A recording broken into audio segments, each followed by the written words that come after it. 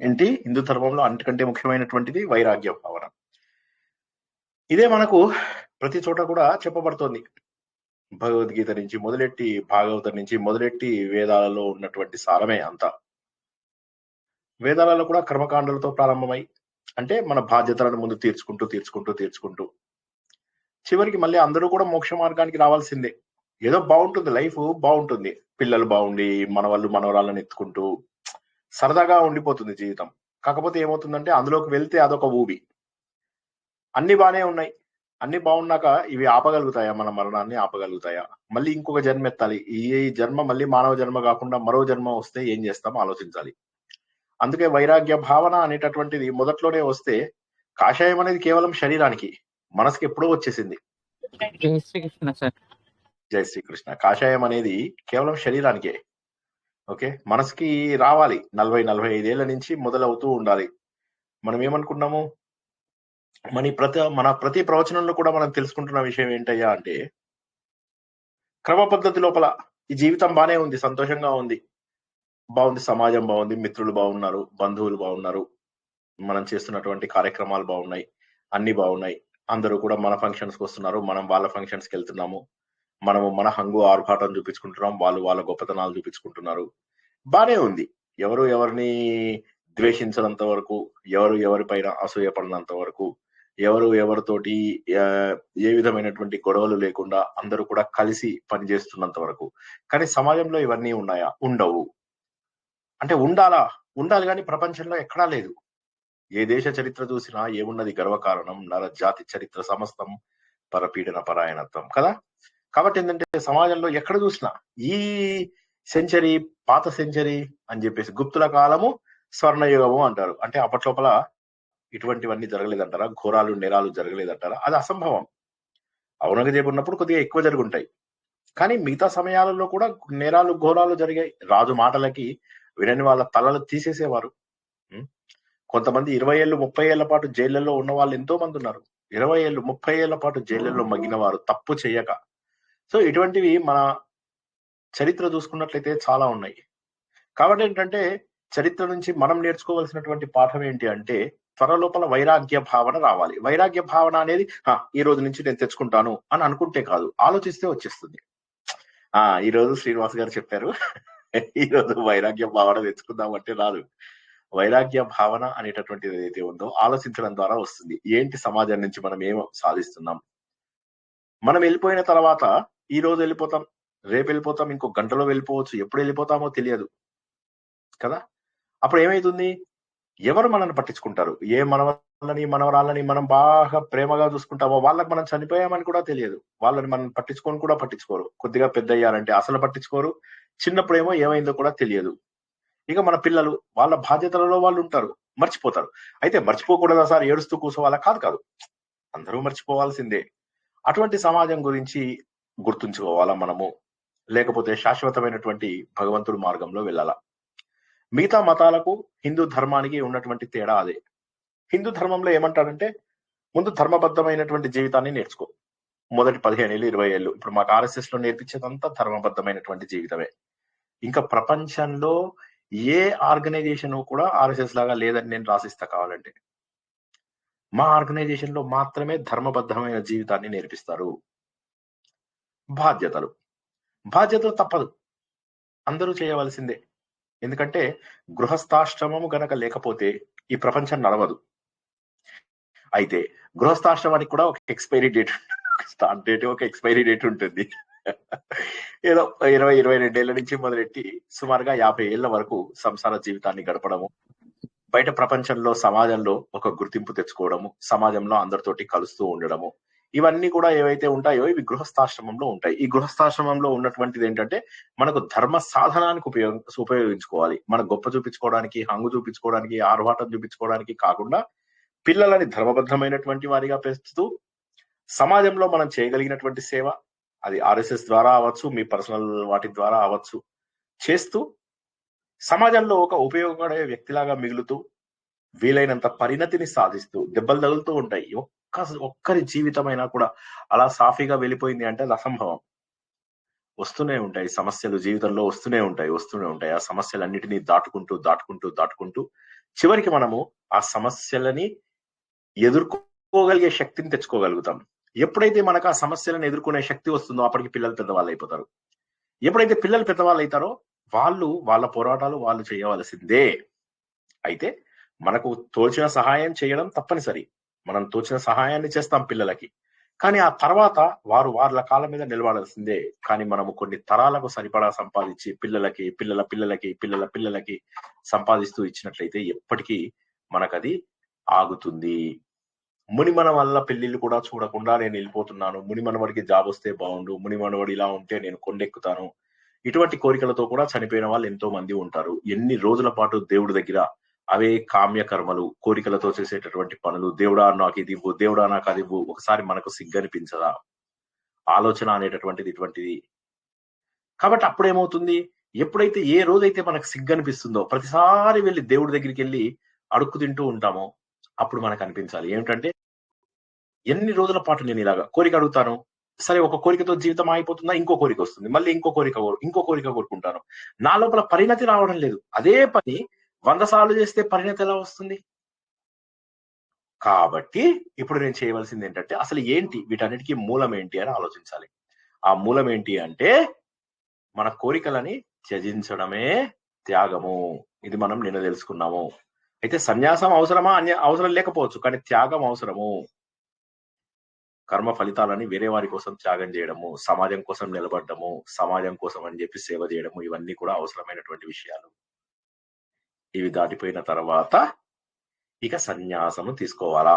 దీన్ని మోక్ష మార్గము అంటారు. మోక్ష మార్గం ఏమవుతుందంటే నీకు 2 రకాలుగా వస్తుంది. ఒకటేమో వానప్రస్థ ఆశ్రమము, మరొకటి సన్యాస ఆశ్రమము. వానప్రస్థము అంటే అడవుల్లోకి పోవడం. పూర్వకాలంలో అడవుల్లోకి వెళ్ళేవాళ్ళు, కానీ ఈ రోజుల్లో అడవుల్లోకి వెళ్ళేటటువంటి అవకాశం లేదు కాబట్టి సమాజానికి, బంధువులకి, అనవసరమైన వ్యక్తులకి దూరంగా ఉండడము. నాకు అందరూ అవసరమే సార్. బామ్మర్దితో కొట్లాడుతూ ఉంటాం. బామ్మర్దితోటి నువ్వు సంబంధం పెట్టుకున్నావు అనుకో, లాభం ఏమిటి?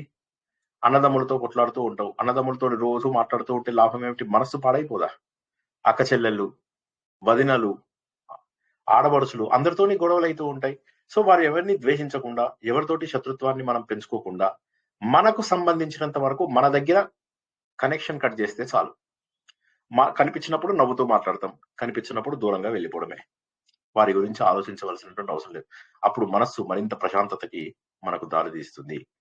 ఈ విధంగా చేస్తూ ఉన్నట్లయితే ఏమవుతుందంటే, మన మనస్సు 10 విషయాలుంటే 10 విషయాలు ఆలోచిస్తుంది, 20 విషయాలుంటే 20 విషయాలు ఆలోచిస్తుంది. 30 ఫోన్ కాల్స్ రోజుకు వచ్చాయి అంటే 30 సార్లు మనము ఆలోచించాలి.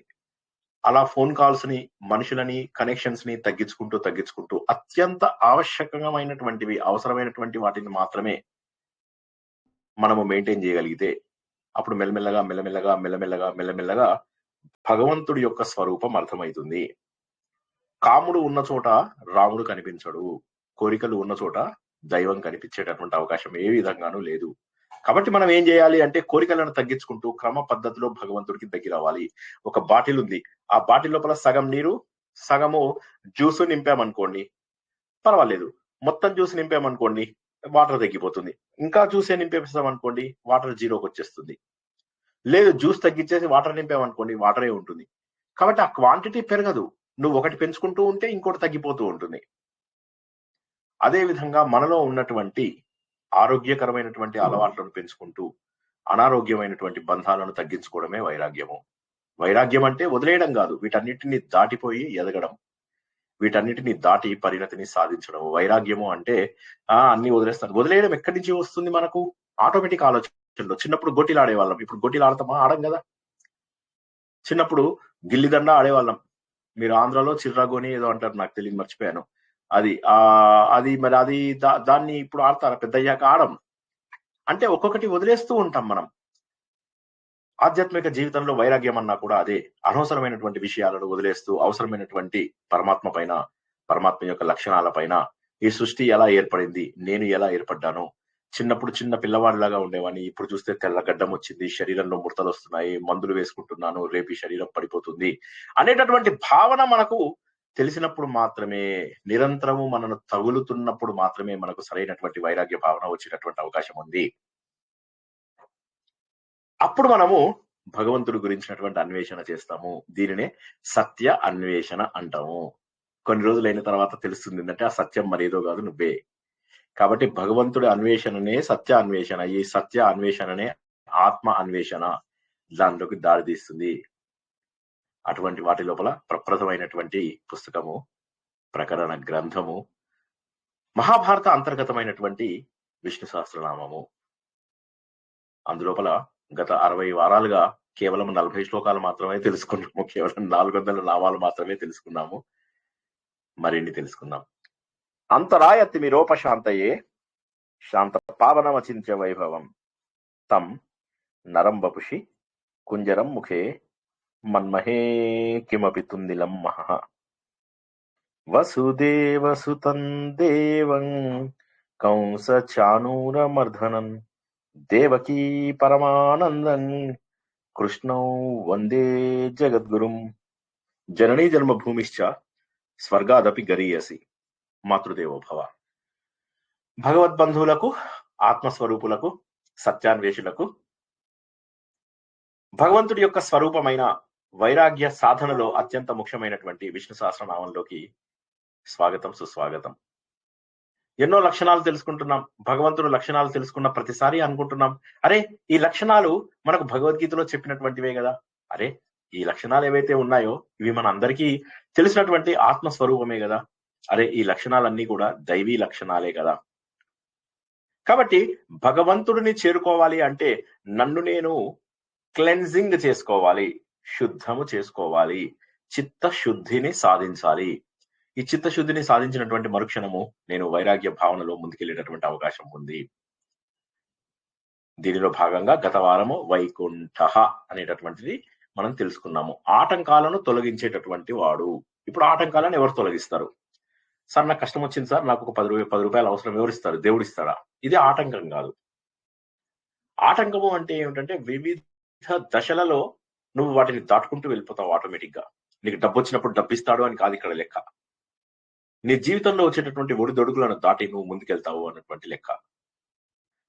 అంతేగాని సార్ వైకుంఠము అంటే నాకు దేవుడు ప్రతిసారి డబ్బులు ఇచ్చుకుంటూ పోతాడు, నాకు ఆటంకం వచ్చింది, ఇంకోసారి మళ్ళీ తాగాలి, ఒకసారి బాగా తాగాలి, ఇంకో 100 రూపాయలు ఇస్తాడు, అది కాదు.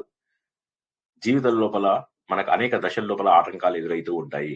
ఆటంకాలను ఎదుర్కొనేటటువంటి శక్తినిచ్చేది కూడా భగవంతుడే. వైకుంఠము, కుంఠః కుంటితనము, దాన్ని పోగొట్టేవాడు వికుంఠుడు, అంటే ఆటంకాలను తొలగించేటటువంటి వాడు.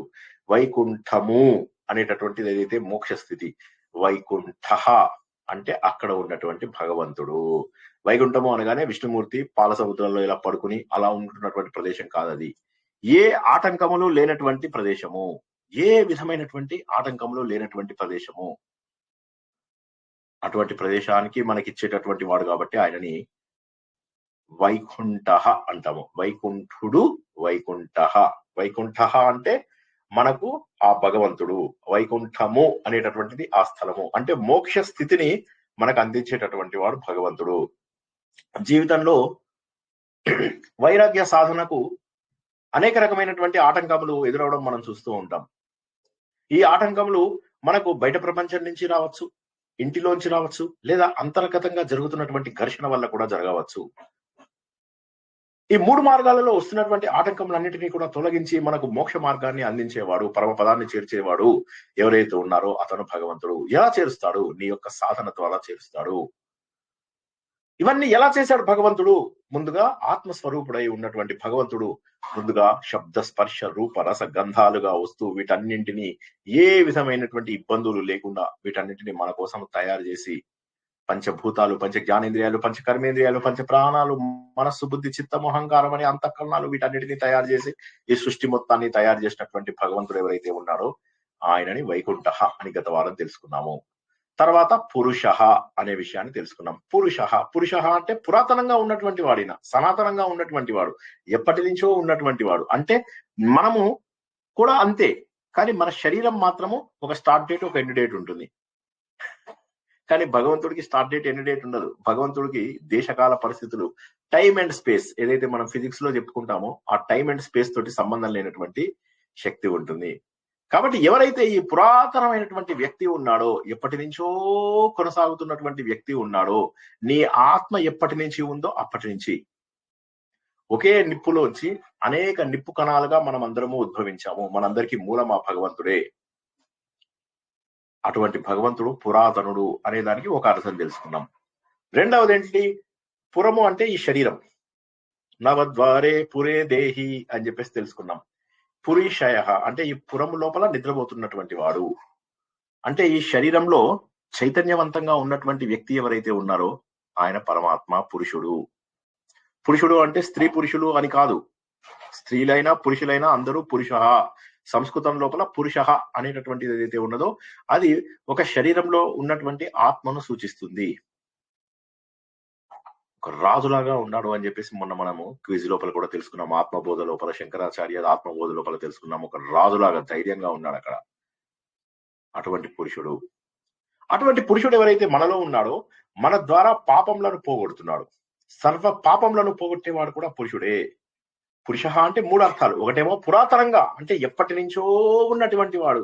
శరీరానికి ఒక స్టార్ట్ డేట్ ఎండ్ డేట్ ఉంది. వస్తువులకు ఒక స్టార్ట్ డేట్ ఎండ్ డేట్ ఉంది. టెలివిజన్ కు ఒక స్టార్ట్ డేట్ ఎండ్ డేట్ ఉంది. మొబైల్ కు ఒక స్టార్ట్ డేట్ ఎండ్ డేట్ ఉంది.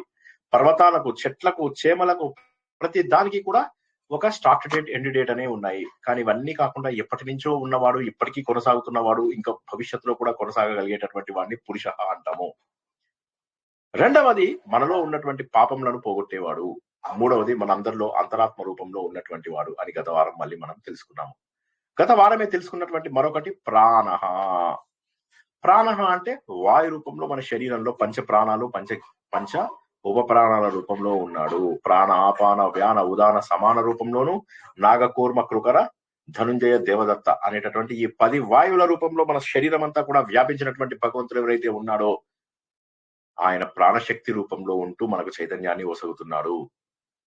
జీవిని స్పందింపజేసేలాగా చేస్తున్నాడు. ఆ వాయువు లేకపోతే మనకి ఏ విధమైనటువంటి జీవము లేదు. ముక్కు మూసేసుకోండి, మొత్తం అయిపోతుంది జీవం. ఇది కూడా గత వారం తెలుసుకున్నాము. కాబట్టి భగవంతుడి పేరు ప్రాణః. తర్వాతది ప్రాణదహ. దహ అంటే ఇచ్చేవాడు. మోక్షదహ, కామదహ అంటే మోక్షాన్ని ఇచ్చేవాడు, కోరికల్ని ఇచ్చేవాడు. ఈ ద అంటే ఇచ్చేటటువంటి వాడు అని చెప్పేసి. దదాతి. దదాతి అనేది మనం సంస్కృతంలో తెలుసుకున్నాం కదా, అదన్నమాట. కాబట్టి ఇక్కడ దొరికేది ఏంటంటే ప్రాణదహ, ప్రాణాన్ని ఇచ్చేవాడు. ఏదైతే ప్రాణం మనకు ఉందో ఆ ప్రాణము ఆయననే. ఆ ప్రాణాన్ని మనందరికీ ఇచ్చేవాడు కూడా ఆయననే. ఆ ప్రాణములను ప్రళయాలలో తీసేది కూడా ఆయననే అన్నటువంటి విషయాన్ని కూడా గత వారం తెలుసుకున్నాము. కాబట్టి క్లుప్తంగా చెప్పుకుంటున్నాం. ఇక తర్వాత గత వారం తెలుసుకున్నటువంటి మరొక అద్భుతమైనటువంటి నామం ఏంటంటే ప్రణవము. ప్రణవము ప్రకృష్టంగా ఎప్పటికీ నూతనంగా ఉండేటటువంటి నామం ఇది. అకారము, ఉకారము, మకారము. అకారము, ఉకారము, మకారం అనేది సృష్టి, స్థితి, లయలకు, గాడ్, జనరేటర్, ఆర్గనైజర్, డిస్ట్రాయర్ అనేటటువంటి లక్షణాలకు మూలము. భగవంతుడు అంటే ఈ 3 చేసేవాడే. ఎవరికి వాడు నేను భగవంతుడిని అని చెప్పి డిక్లేర్ చేసుకుంటారు ఈ రోజుల్లో. కానీ అది కాదు. తెలుసుకోవాల్సింది ఏంటంటే ఎవరైతే పుట్టిస్తారో, ఎవరైతే మనని పోషిస్తారో, ఎవరైతే మనను వారి లోపల కలిపేసుకుంటారో, లయం, సృష్టి, స్థితి, లయములు చేసేవాడు. ఈ ఓంకారం ఏదైతే ఉందో ఈ ఓంకారం అనే దాన్ని మనం చాలా సార్లు తెలుసుకున్నాము. వేదాలంటే ఇంత వాంగ్మయం. ఆ వేదాల యొక్క ఒక్క మాటలో ప్రణవము. దేవుడి యొక్క ఒక్క రూపము ప్రణవము. ఈ ప్రణవం యొక్క ఎక్స్పాన్షను వేదాలు.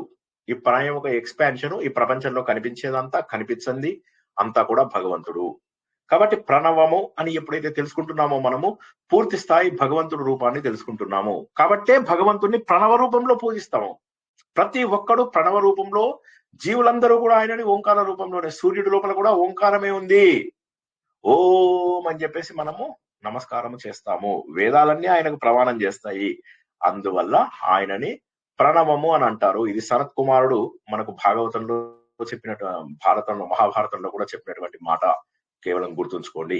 ఇంతవరకు మనం గత వారం తెలుసుకున్నాము. ఇప్పుడు గత వారంలో నేర్చుకున్నటువంటి నామంలో ఏమైనా సందేహాలు ఉంటే చెప్పండి. ఈ వారం కొత్త నామంలని డైరెక్ట్ మీనింగ్, తత్వ రూపంలో 2 కూడా తెలుసుకుందాం.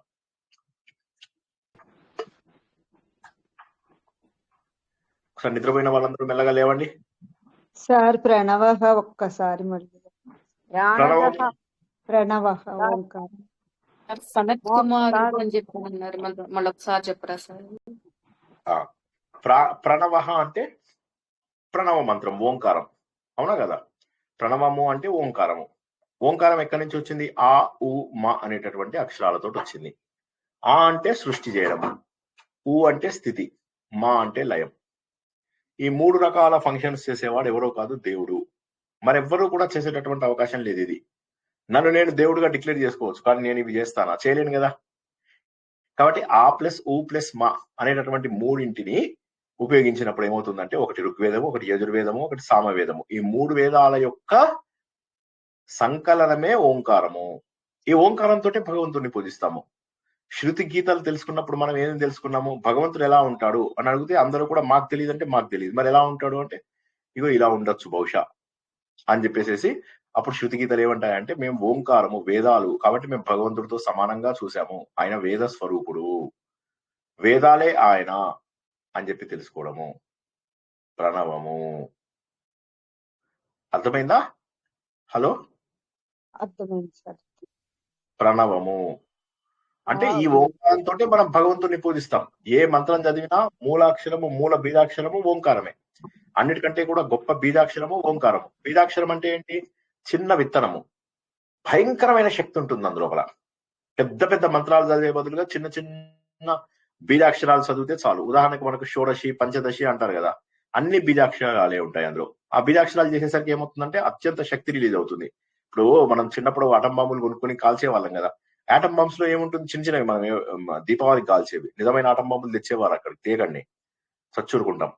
ఆ ఆటం బాంబులలో ఇలా చుట్టేస్తారు దాన్ని. చుట్టేసి అందులో పేలే పదార్థం కొంతే ఉంటుంది, కానీ దాన్ని చుట్టి పెడతారు. ఈ ఓంకారము, క్లీం, హ్రీం, యం, రం, వం, లం ఇవన్నీ కూడా ఏవైతే ఉన్నాయో ఇవి బీజాక్షరాలు. ఈ బీజాక్షరాలలో అత్యంతమైనటువంటి శక్తిని పెడతారు. అది చదవగానే మన శరీరంలో వైబ్రేషన్ వస్తుంది. ప్రకృతి లోపల రెజోనెన్స్ అని అంటారు. రెజోనెన్స్ అంటే ఏంటి?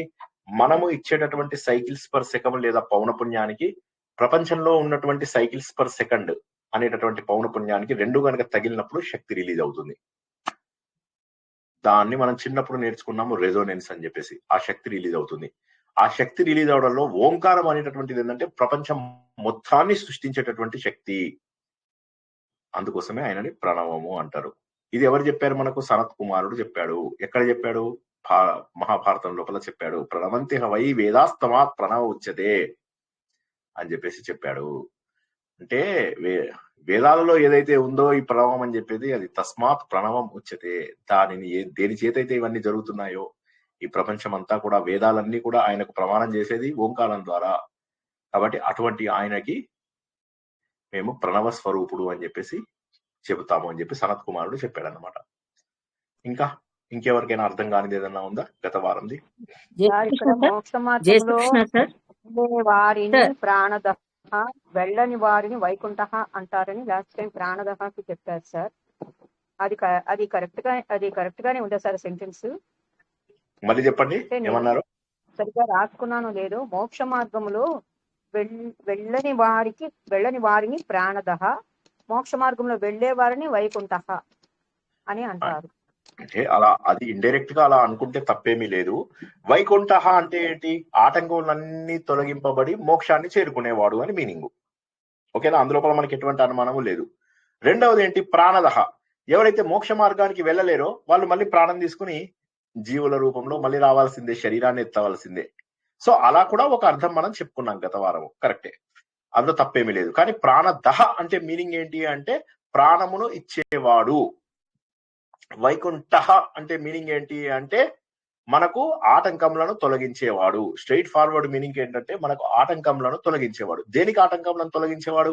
నాకు పైసలు అవసరమైతాయంటే ఆటంకం తొలగించేవాడా? కాదు. నీ ఆధ్యాత్మ మార్గం లోపల ఎప్పుడైతే ఆటంకాలు కలుగుతాయో ఆ ఆటంకాలన్నీ తొలగించి మోక్ష మార్గానికి తీసుకెళ్లే వారు ఎవరైతే ఉన్నారో ఆయన వైకుంఠ. ప్రాణదహ అంటే ఎవరు? ప్రాణమును ఇచ్చేవాడు. దీనికి మనం ఎలాబొరేటెడ్ ఎక్స్ప్లెనేషన్ ఇచ్చుకున్నప్పుడు ఏమన్నాము? వైకుంఠకి చేరుకున్న వారు ఎవరైతే ఉంటారో వాళ్ళు మళ్ళీ ప్రాణం ఎత్తాల్సిన అవసరం లేదు. ప్రాణదహ అంటే ప్రాణము ఇచ్చేవాడు. ప్రాణం ఇచ్చేవాడు అంటే ఒకడు ప్రాణం తీసుకునేవాడు ఉండాలి కదా. మన కారణ శరీరం ప్రాణం తీసుకుంటుంది. తీసుకుని మళ్ళీ జీవ రూపం లోపల, శరీర రూపం లోపల ఇక్కడ ఒక ఉపాధిని తీసుకుని ఇక్కడ జన్మనెత్తుతుంది. జన్మనెత్తినటువంటిది ఇది మళ్ళీ మోక్షం కోసం సాధన చేయవలసిందే. ఎప్పటికైనా సరే ప్రాణదహ అనేటటువంటి రూపంలో ఉన్నటువంటి మన అందరం, ప్రాణం తీసుకున్నటువంటి రూపం మనం అందరము మళ్ళీ వైకుంఠములోకి వెళ్ళి తీరవలసిందే. జై శ్రీకృష్ణ. జై శ్రీకృష్ణ. జై శ్రీకృష్ణ సార్. చెప్పండి. సార్ ఈ ఓంకారంని ప్రణవ మంత్రం అని కూడా అంటారు కదా సార్? అవును, అదే ఓంకారంని ప్రణవ మంత్రం అని కూడా అంటారు కదా? అవును. Okay sir. జై శ్రీకృష్ణ. జై శ్రీకృష్ణ సార్. మళ్ళీ ఒకసారి చెప్పరా, ప్రణవానికి మీ ప్రకృతి అది కనెక్షన్ ఏంటో సరిగ్గా వినపడలేదు సార్. దేనికి? ప్రణవానికి ఇంకా దేనికి? మీరు సృష్టి లయ అని చెప్పేసి ఏదో ప్రకృతి గురించి చెప్పారు కదా సార్. ప్రణవ అది కొంచెం అంటే ఏంటి? disturbance వస్తుంది. ప్రణవ నేను చెప్పనా అండి? నేను తప్పుంటే కరెక్ట్ చేయండి సార్. చెప్పండి చెప్పండి. ఆ ఊ మా సృష్టి స్థితి లయ చేసేవాడు దేవుడు. ఆ? మూలానికి కారణం దేవుడు. ఆ ఈ ఓంకారం అన్నది ఎప్పుడైతే ఈ ప్రకృతిలోకి వస్తుందో ఒక శక్తి రిలీజ్ అవుతుంది, దాన్ని రిజోనెన్స్ అని అంటాము అన్నది నేను రాసుకున్నాను సార్. అదే మరి ఇందులో అంటే ఏదైనా వదిలేసానేమో నాకు తెలియదు, మిస్ అయ్యానేమో, మనము ఇలాగ అర్థమైంది. ఓంకారం ఉచ్చరించినప్పుడు శబ్దమా లేకపోతే ఎలా? మన శబ్దంతోనే ఉచ్చరిస్తాం కదా.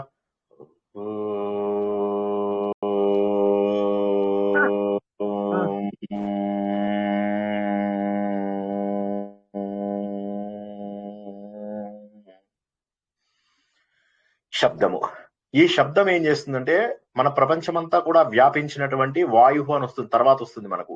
వాయువు అంటే ఈ ప్రపంచమంతా కూడా మనకు ఏదైతే కారణభూతంగా ఉన్నదో ఆ వాయువులోకి చేరుకుంటుంది. చేరుకున్నప్పుడు ఏమవుతుందంటే ఈ శక్తి వెళ్ళి దానికి తగులుతుంది. అది ఎక్కడ తగలాలో అక్కడ 2G 3G 4G 5G ఇలా రకరకాల మనకు జనరేషన్స్ ఉంటాయన్నమాట. అందులో ఎక్కడ దేనికి తగిలితే అక్కడ ఉన్నటువంటి శక్తిని తీసుకుంటుంది. ఉదాహరణకు మీరు రేడియో స్టేషన్ 93.5 అన్నారు అనుకోండి, 93.5 లో ఉన్న ఎనర్జీనే వస్తుంది. 97.5 అన్నారు అనుకోండి, 97.5 లో ఉన్నటువంటి శక్తి వస్తుంది. అలాగా మీరు ఏం చేస్తున్నారు? మీ ఓంకారము ద్వారా విశ్వ చైతన్యానికి కనెక్ట్ అవుతున్నారు. విశ్వ చైతన్యానికి ఒక ఫ్రీక్వెన్సీ ఉంటుంది. అది 5Gనా 6Gనా 10Gనా 20Gనా ఎంతైనా అవ్వచ్చు. దానికి మీరు ఓంకారం ద్వారా కనెక్ట్ అవుతారు. కనెక్ట్ అవగానే ప్రకృతి శక్తి మొత్తం మీ లోపలికి వస్తుంది. అర్థమైందా ఈ పాయింట్ లేదా? ఇది అర్థమైంది సార్. నాకు కొంచెము డిస్కనెక్ట్ అయింది. మీరు బీజాక్షరాల గురించి ఇది గురించి చెప్పారు కదా, అక్కడ రైట్. నాకు కొంచెం నెట్ కనెక్ట్ పోయింది. నో ప్రాబ్లం, అందుకని నో, ఏం పర్వాలా. మనకేమవుతుందంటే అయినప్పుడు సార్ అలా కనెక్ట్ అయినప్పుడు ప్రకృతి శక్తి మనలోకి వస్తుందంటారా? అట్లాగా అది? కరెక్ట్. ఆ శక్తిని మనం స్వీకరించగలుగుతాం. ఆ శక్తిని మనం స్వీకరించగలుగుతాం. ప్రకృతిలో ఉన్న చైతన్యమే, అంతటా వ్యాపించి ఉన్నటువంటి చైతన్యమే భగవంతుడి యొక్క చైతన్యం. అవునా కదా? ఇప్పుడు మనకు ఉన్నటువంటిది ప్రకృతిలో ఉన్న చైతన్యమే మనం స్వీకరించుకుంటున్నాం. అవునా? అవును. ఇదంతా కూడా వ్యాప్తి చెందినటువంటి చైతన్యమే. ఈ విశ్వ చైతన్యంకే మనం భగవంతుడు అని చెప్పేసి పేరు పెట్టుకున్నాం. భగవంతుడు అంటే ఒక నామము రూపము ఉన్నటువంటి వాడు కాదు. ఏది భగవంతుడు లేదు. అంటే లక్షణాలు. ఇప్పుడు ఈ 1000 నామములు ఏవైతే ఉన్నాయో ఈ 1000 నామములో కూడా భగవంతుడి యొక్క లక్షణాలు, ఆయన పేర్లు కాదు. నామము అని చెప్పేసి అంటాము, కానీ నామము వెనక మనం ఏం చేస్తున్నామంటే ఆయన యొక్క లక్షణాలను తెలుసుకుంటున్నాము. ఎందుకంటే దేవుడిని చూసిన వాళ్ళు ఎవరు లేరు. దేవుడికి ఒక రూపం లేదు. ఏ గ్రంథము హిందూ ధర్మం లోపల దేవుడికి రూపాన్ని చూపించదు. కేవలం మనకు పురాణాలలో వస్తుంది కానీ దేవుడికి రూపం లేదు. ఆ రూపం లేనటువంటి భగవంతుడిని మనం చేరుకోవడం కోసమై ముందు రూపంను ఆలంబనగా చేసుకొని, మంత్రమును యంత్రమును ఆలంబనగా చేసుకొని, మనలో ఉన్న కుండలిని ఆలంబనగా చేసుకొని, చివరికి నిరాకార రూపంలో ఉన్నటువంటి ఆ పరబ్రహ్మని చేరుకుంటాం. ఇది అసలు స్వరూపం. ఇక్కడ మనకు వచ్చేది ఏంటయ్యా అంటే ప్రణవం లోపల మనకు హైయెస్ట్ ఎనర్జీ వస్తుంది. ప్రణవమే భగవంతుడు, ఓంకారమే భగవంతుడు. మాండుక్యోపనిషత్తులో అంతే సార్. వేదానికి సంక్షిప్త రూపం ఓంకారం అంతే. వేదాల యొక్క సంక్షిప్త రూపము ఓంకారము, ఓంకారం యొక్క విస్తృత రూపము వేదములు. ఇది ఓంకారాన్ని ఎక్స్పాండ్ చేస్తే వేదాలు, వేదాన్ని కండెన్స్ చేస్తే ఓంకారం. ఇది ఓంకారం, ఇది వేదం. ఇది ఓంకారం, ఇది వేదం. అర్థం కాని వాళ్ళు ఒకసారి చేయలేపండి.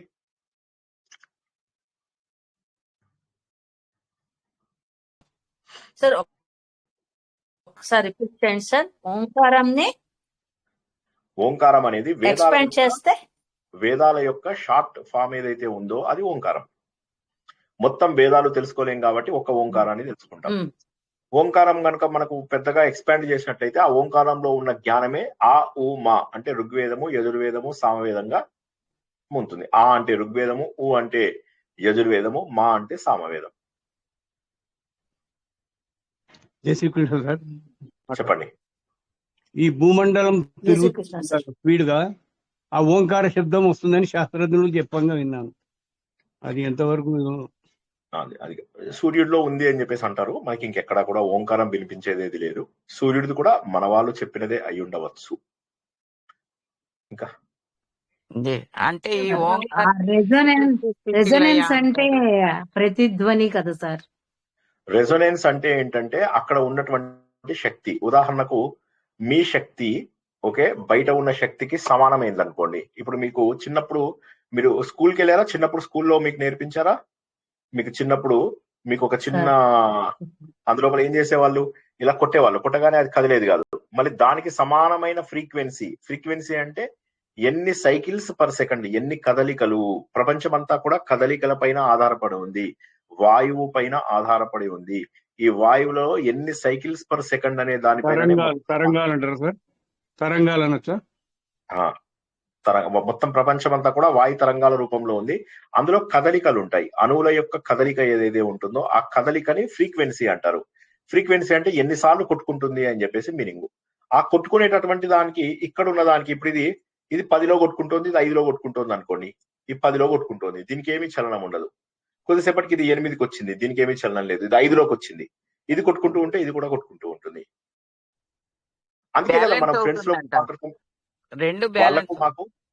వాళ్ళకు మాకు మంచి ఫ్రీక్వెన్సీ కలిసిందండి అంటారు. ఫ్రీక్వెన్సీ కలిసింది అంటే ఏంటి? ఒక కమ్యూనికేషన్ ఛానల్ ఎస్టాబ్లిష్ అయింది అని లెక్క. మీ ఇద్దరి మధ్య కమ్యూనికేషన్ ఎస్టాబ్లిష్ అయింది అని లెక్క. రెండు కూడా సమానమైనప్పుడు ఒక కమ్యూనికేషన్ ఛానల్ నాకు వాళ్ళకు భలే కలిసిందండి, ఫ్రీక్వెన్సీ బాగా మ్యాచ్ అయింది అంటాం.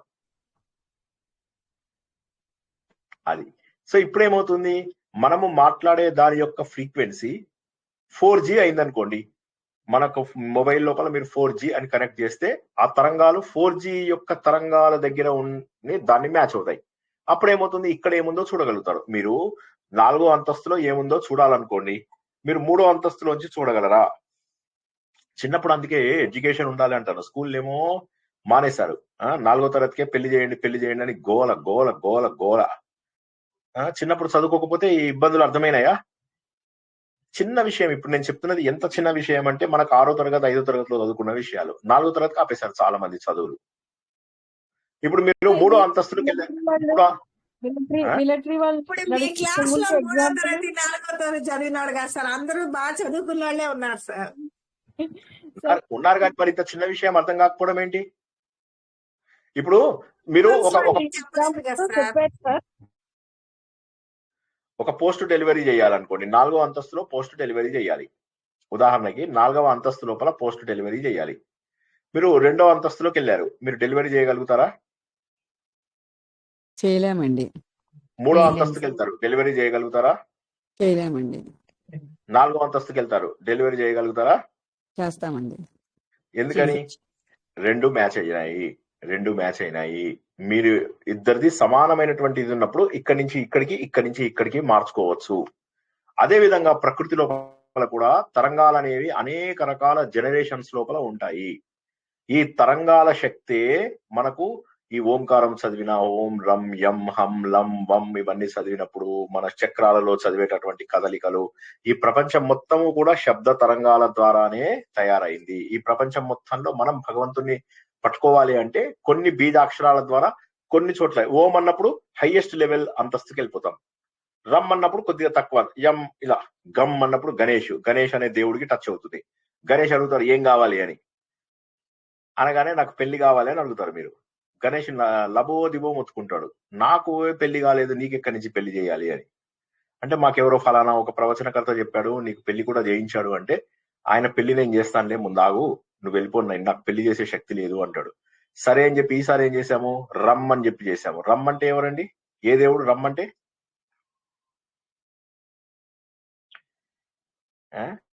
రమ్ అంటే హనుమంతుడు. ఓం రమ్ హనుమతే రామచంద్రాయ రామభద్రాయ నమః అంటారు. రమ్ అంటే హనుమంతుడు, రాముడు. సో రమ్ దగ్గరికి వెళ్ళి హనుమంతుడి దగ్గరికి వెళ్తాం. వెళ్ళి రమ్ రమ్ అని చదివితే హనుమంతుడు వస్తాడు. భక్త ఏమి కావాలి నువ్వు అంటాడు. అంటే నాకు పెళ్లి కావాలి నువ్వు అంటావు. అనగానే ఛట్ ఛట్ పోడియామా ఇక్కడికి ఏమొచ్చా ఛట్ ఛట్ అని అంటే తిప్పుతాడు. అప్పుడు అక్కడి నుంచి మనం వెళ్ళిపోవాలి.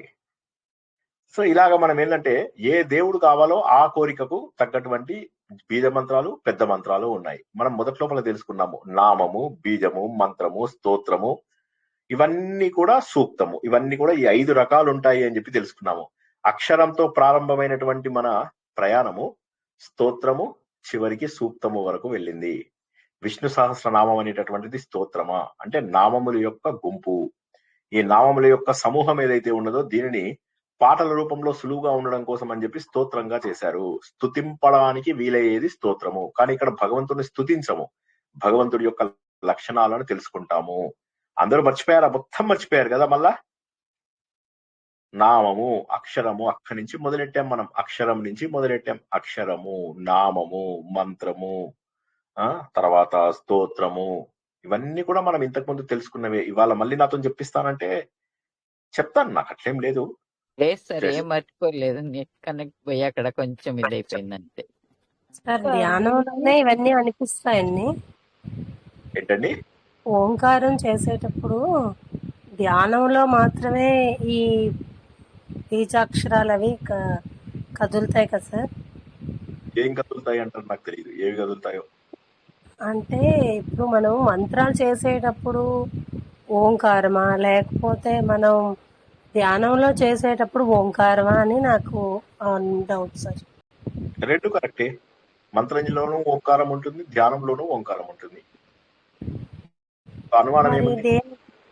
కనెక్ట్ అవ్వాలంటే మరి లోపల నుండి అవ్వాలి కదా. సాధన ఉండాలి, సాధన ఉండాలి, సరిగా చెప్పాలి. ఇప్పుడు మనం చేసే ఓ ప్రకృతి నమః వికృతి నమః ఎక్కడ పెట్టారండి? పసుపు ఎక్కడ పెట్టారు? మహాగణపతి అని చెప్పేసి చదివితే దేవుడికి కరెక్ట్ అవ్వరు. ఇప్పుడు ఈ బ్రాహ్మిన్స్ చేసేది ఏంటంటే, ఎక్కువ మంది బ్రాహ్మిన్స్ అంటే కులం బ్రాహ్మిన్స్ కాదు నేను చెప్తున్నది, పౌరోహిత్యం చేస్తున్న వాళ్ళు. వాళ్ళకి ఏం శ్రద్ధ ఉంటుంది? చేయించుకునే వాళ్ళకి ఏం శ్రద్ధ ఉంటుంది? కాబట్టి ఏంటంటే మనం చేయాలి, భగవంతుని అర్థవంతంగా శక్తివంతమైనటువంటి ఈ పదం పలకాలి. పలికినప్పుడు ఏమవుతుందంటే మనకు అటువంటి శక్తి అవుతాయి. ఓకే సార్, మంత్రమైనా చేయొచ్చు కానీ మనసుతో మనమే చేయాలి. గుంపులో గోవిందులో చేయడం అనవసరం. నేను చెప్తున్నాను, మానేయండి. గుంపులో గోవింద చేసే ప్రతిదీ వృధానే. మీరు నమ్మితే నమ్మండి, నమ్మకపోతే మీకు నచ్చిన పద్ధతి చేసుకోండి. కానీ మీరంటే మీకు కాదమ్మా, ఇన్ జనరల్ చెప్తున్నాను. గుంపులో చేసేది ఇది ఫలితాన్ని ఇవ్వదు. చాలా మంది ఏమంటారంటే, ఇంతమంది చదువుతున్నారు, ఎవరు చదవడు అక్కడ, వీడెట్లా ఉన్నాడు వాడెట్లా ఉన్నాడు అనేది చూస్తారు. అక్కడ చెడు తరంగాలు ప్రవహిస్తూ ఉంటాయి. మన ప్రపంచం అంతా కూడా తరంగాల యొక్క అలంకరణే. మనకు అంత చుట్టూగా ఇది అంత అలంకరింపబడింది, ఒక డెకరేషన్. ఆ డెకరేషన్ ఏంటంటే అంటే ఇక్కడ చెడ్డ అలంకారాలు, ఇక్కడ మంచి అలంకారాలు ఉంటాయి. అంటే కొంతమంది ఏమో మంచి భావాలతో వచ్చిన వాళ్ళు ఉంటారు, కొంతమంది చిన్న భావాలతో ఉంటారు, కొంతమంది న్యూట్రల్ భావాలతో ఉంటారు, కొంతమంది ఇంట్లో కొట్టాడొచ్చి ఉంటారు, వాళ్ళు గొడవపడి వచ్చిన వాళ్ళు ఉంటారు, పక్క వాళ్ళంటే కోపంతో వచ్చిన వాళ్ళు ఉంటారు. ఇన్ని చెడు భావనల మధ్య కళ్యాణి గారు వినిపించడం లేదా? కొంచెం బ్రేక్ అవుతుంది సార్. బ్రేక్ అవుతుంది సార్ వాయిస్. లైట్ గా బ్రేక్ అవుతుంది. ఇప్పుడు బానే ఉంది, మళ్ళీ బానే ఉందా? ఓకే, ఒకసారి బ్రేక్ అయితే చెప్పండి, మళ్ళీ మనం గూగుల్లోకి వెళ్ళిపోదాం. ఇప్పుడు బాగుంది. ఓకే సార్, అర్థమైందా? పెట్టుకోండి. తర్వాత రెండవది ఏంటి? ఉత్తగా ఓంకారంను చదవవచ్చా అంటే, ఉత్తగా ఓంకారంని కూడా చదవవచ్చు. ఈ ఉత్తగా ఓంకారం చదివినప్పుడు మనకు ఉపదేశం అవసరం ఉందా? అవసరం లేదు. మంత్రంతో చేసేటప్పుడు ఓంకారంకి ఉపదేశం అవసరం ఉందా? గురువు ఉపదేశము, గురువు చెప్పే విధానాలు కావాలి. అయితే ఒక గురువు నీకు మంత్రం ఇచ్చేసేసి టెలిఫోన్ లోనో టెలివిజన్ లోనో ఎక్కడో ఒకసారి చెప్తే అది సరిపోతుందా? సరిపోదు. ఎందుకంటే మంత్రము అనేటటువంటి దానికి ఒక ప్రొసీజర్. ఇవన్నీ నేను ఇంతకు ముందు చెప్పినవే, మళ్ళీ చెప్పిస్తే సరే ఓకే చెప్తా. మంత్రము అనే దానికి ప్రొసీజర్ ఉంటుంది. ఆ ప్రొసీజర్ ఏంటి అంటే, ముందు మీకు స్టార్టింగ్ నుంచి ఎండింగ్ వరకు ముద్రలు ఎలా వేయాలి, దాని పూర్వ ముద్రలేవి, ఉత్తర ముద్రలేవి, ఆయన తర్వాత అంగన్యాసము, కరన్యాసము, అధిష్టానము, ఇవన్నీ చేసి మంత్రాన్ని చదువుకుని ముందు ఆయనను కూర్చోబెడతారు, తర్వాత భగవంతుని తీసేస్తారు. ఇప్పుడు ఎవరో అడిగారండి, ఇది వరకు మీరు చెప్పినవేనండి, ఇప్పుడు ఎవరో కొత్త వాళ్ళు అడిగినట్టున్నారండి. పర్వాలే. ఇవన్నీ చేస్తే మంత్రం అంటారు. కాబట్టి మంత్రం అనే దానికి ఉపదేశం ఉండాలి. అదే ఉత్తగా ఓంకారం చదవడానికి ఉపదేశం అవసరం లేదు. ఇప్పుడు మీరు ధ్యానంలో ఓంకారం చేశారనుకోండి, తప్పులేదు, చేయొచ్చు. జై శ్రీకృష్ణ. ఓకేనా? ముందుకెళ్దామా? ఇంకా ప్రణవాహ నుంచి ముందుకెళ్ళిపోదామండి. ముందుకెళ్దాం. సరే, మనం ఏంటంటే ఈ శ్లోకం అయ్యేటట్లేదు, మనం ముందు డైరెక్ట్ మీనింగ్స్ తెలుసుకుంటూ వెళ్ళిపోదాం. తర్వాత వచ్చేది పృథు మహారాజు. మనందరికీ కూడా తెలుసు, ఈయన విష్ణుమూర్తి యొక్క అవతారము అని చెప్పేసి తెలుసుకున్నాము. ఆయన ఏం చేశాడు? భూదేవి పాపం ఎక్కువైపోయింది భూమి మీద. ఈ భూభారాన్ని మోయలేక తన దగ్గరే అన్ని దాచేసుకుంది. అన్ని దాచేసుకునేసరికి అప్పుడు ఏమైపోతుందంటే పృథు మహారాజు వెళ్ళి అంటాడు, ఇలాగ నువ్వు గనక విటమిన్స్, మినరల్స్, పాలు, అమృతము, శక్తులు ప్రతి ఒక్కటి నీ దగ్గర దాచేస్తే ఎలాగా? అప్పుడు ఆయన వెళ్ళి అప్పుడు బాణంతో దాన్ని కొట్టబోతే అప్పుడు ఆమంటుంది అనమాట, సరే నేను ఒక ఆవులాగా మారిపోతాను, ఆవులాగా మారిపోతే నన్ను పిండుకోమను, ఎవరికి ఏది కావాలంటే అది పిండుకోమను అని చెప్తుంది అనమాట. చెప్తే అప్పుడు భూదేవికి తన పేరు ఇచ్చేస్తాడనమాట, వ్యాప్తి చెందినటువంటి దానివి అని చెప్పేసి చెప్తాడు. కాబట్టి పృథుహు అంటే అర్థం ఏంటంటే ఒకటేమో విష్ణుమూర్తి, ఇంకోటేమో సర్వత్రా వ్యాప్తి చెందినటువంటి వాడు. ఈ ప్రపంచ రూపం లోపల సర్వత్రా వ్యాప్తి చెందినటువంటి ఎవడైతే ఉన్నాడో ఆయననే పృథువు. అంటే పృథ్వీ అంటే ఏమో మనకు తెలుసు క్లియర్ గా, ఏంటి భూమి అని చెప్పి. ఆ భూమికి ఆ పేరు ఎక్కడి నుంచి వచ్చింది? పృథు మహారాజు ద్వారా ఆ పేరు వచ్చింది. క్లియర్? ఇక రెండవది హిరణ్య గర్భ.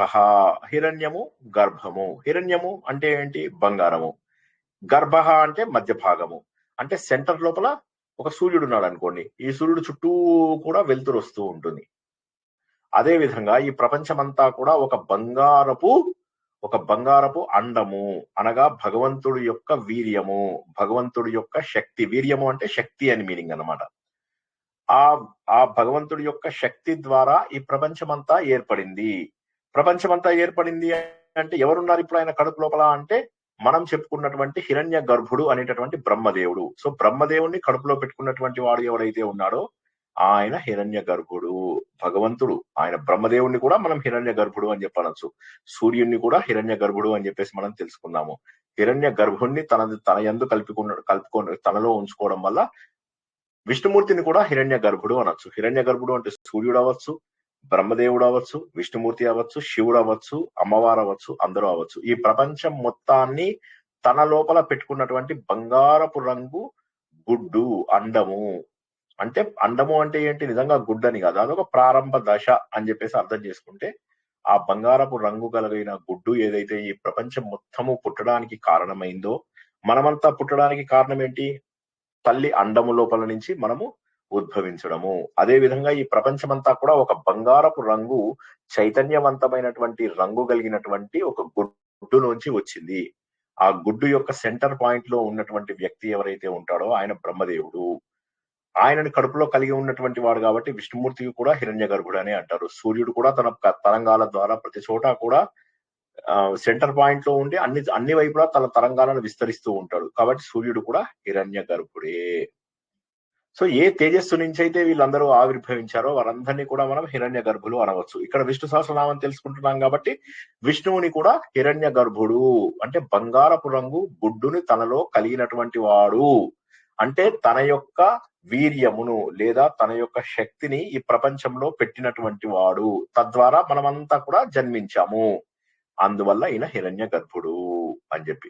తర్వాత శత్రుఘ్నుడు అనేసరికి మళ్ళీ ఇక్కడ ఏమైంది? రామ లక్ష్మణ భరత శత్రుఘ్నులు అని చెప్పి అయితే శత్రుఘ్నుడు, ఆ శత్రుఘ్నుడు, ఈ శత్రుఘ్నుడు ఒకరేనా అంటే అవచ్చు. ఎందుకంటే రాముడు తను ఎప్పుడైతే పూర్ణ అంశతోని ఉదయించాడో లక్ష్మణుడు, భరతుడు, శత్రుఘ్నుడు మిగతా వాళ్ళందరూ కూడా ఆయన ఆయుధాలు, ఆయన యొక్క ఆదిశేషువు వీళ్ళందరూ కూడా ఆయనతో పాటు ఉద్భవించారు. వీరిని అంశ అవతారాలు అంటారు. శత్రుఘ్నుడు అంటే విష్ణుమూర్తి యొక్క మరొక అవతారమైనటువంటి శత్రుఘ్నుడు అవుతుంది.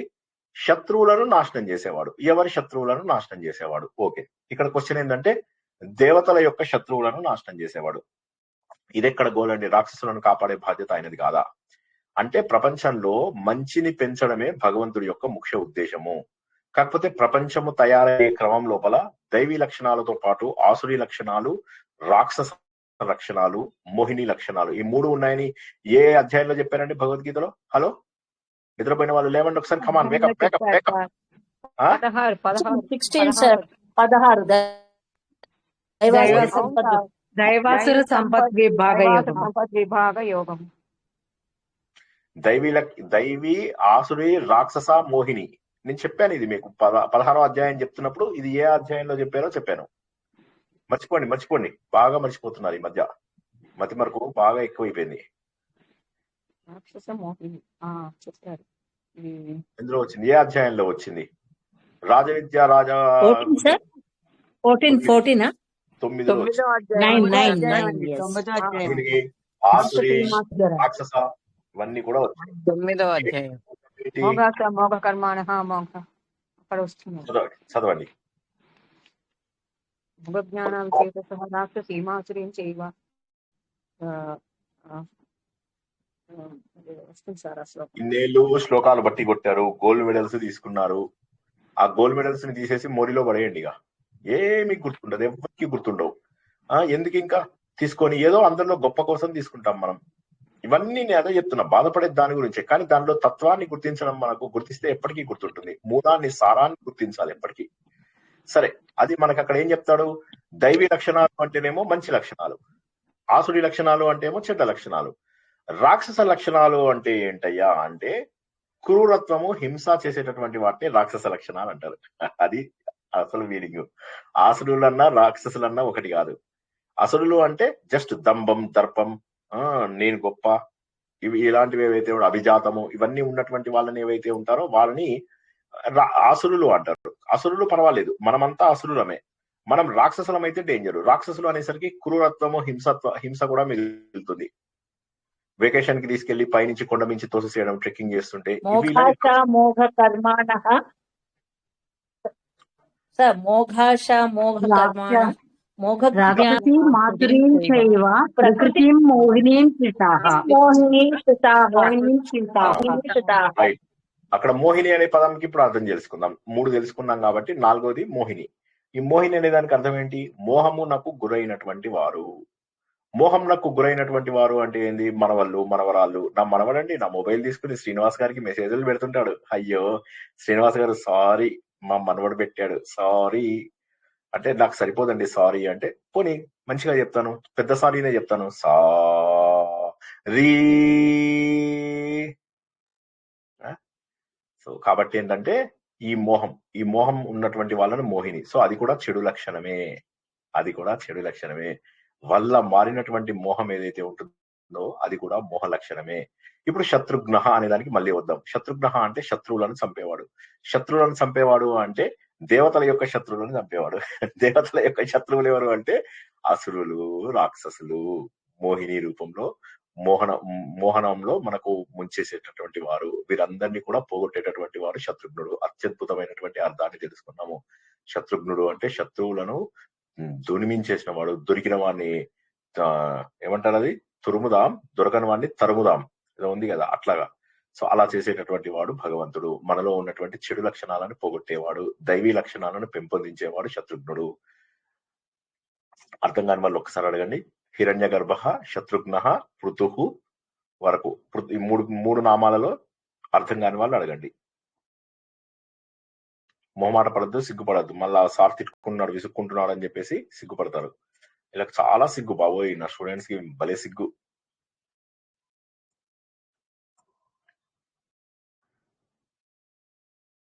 అసలు సిగ్గుపడాల్సింది నేను, అవునా కదా? సార్ పృథు నేను సరిగ్గా రాసుకోలేదు సార్. ఇది చివర్లో అది మొదట్లో కొంచెం పాయింట్ ఒకసారి. పృథు అంటే వ్యాప్తి తత్వము, రాసుకోండి. పృథు అంటే వ్యాప్తి చెందే తత్వం. పృథు వ్యాప్తి చెందే తత్వం అంటే ఏంటి?